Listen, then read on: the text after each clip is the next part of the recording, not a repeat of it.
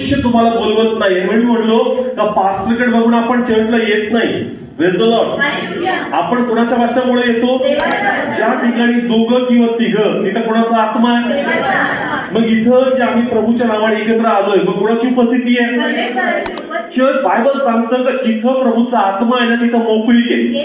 काय आहे? मग मी जर बंधनात आहे तर मी कोणाच्या उपस्थितीत चाललोय? मी बंधनात आहे तर मोकळा होईल. 100% तुम्ही मोकळे होणार. Praise the Lord. म्हणून ज्याही बंधनात तुम्ही आज आहात, ज्याही गोष्टी तुमच्यावर सैतान लादतोय, काय करतोय? कदाचित काही दिवस ओके चाललं, परत सैतान, कारण सैतान गप बसत नाही. चोरी करावी, घात करावा व त्याच्या कामात तो प्रामाणिक आहे. थोडे दिवस ओके चालतात. कसे चालतात? सैतान परत डिस्टर्बन्स आणतो. डिस्टर्बन्स येतील तर परत कोणाकडे? त्याला जुळून राहा.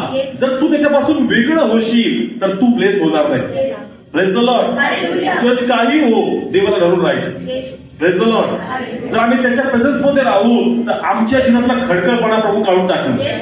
Praise the Lord.